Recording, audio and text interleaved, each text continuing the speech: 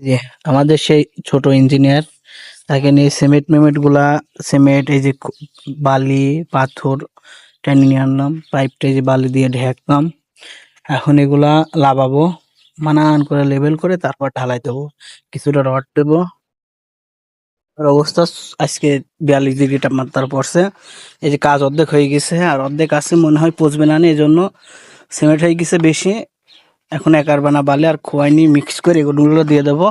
এই যে আমাকে সেই অবস্থা। আর আমাকে সেই বিউটি কোম্পানি যে বড় বাংলাদেশি মুদি ছিল, সে এখন হাইটি বেড়াই গেছে বাংলাদেশে।